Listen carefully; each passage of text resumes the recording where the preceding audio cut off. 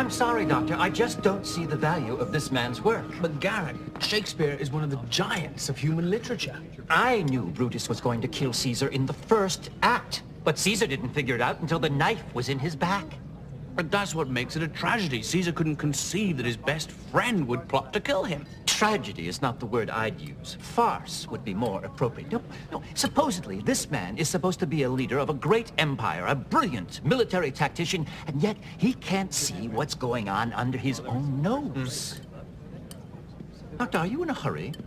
I have to get to the infirmary. I've got a lot of work to do this afternoon. Oh, you're fortunate. I have more time in my hands than I know what to do with. Maybe you could finish those trousers I dropped off last week. Tomorrow. Tomorrow. You're going to give yourself indigestion.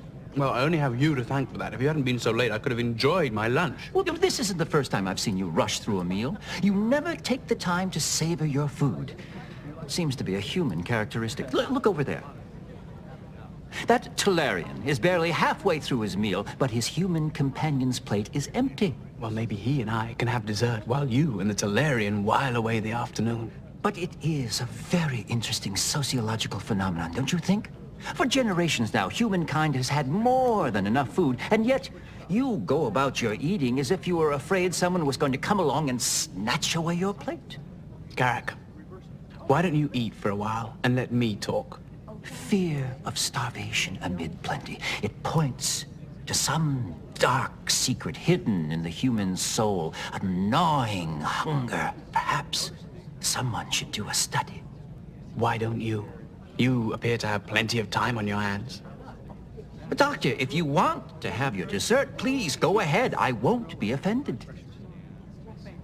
I have to go, and I'm sorry to leave while you're still eating. No, I'm done as well. But you've hardly touched your plate. If you really must know, I've been nibbling on Delavian chocolates all morning. Where did you get Delavian chocolates? Well, I promised my supplier I wouldn't tell, but since I had deprived you of your dessert, I'd be more than happy to bring some by the infirmary later this afternoon. Why, thank you. I'd like that. Until then, Doctor?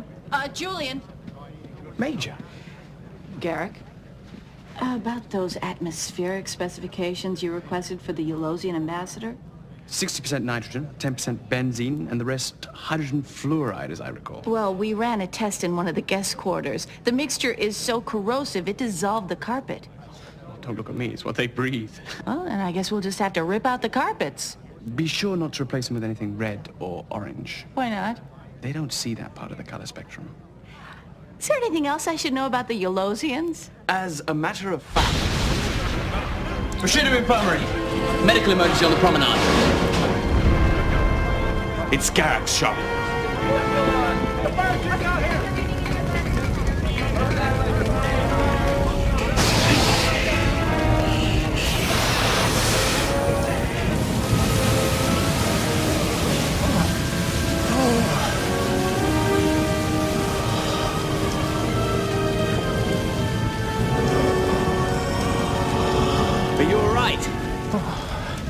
As well as can be expected.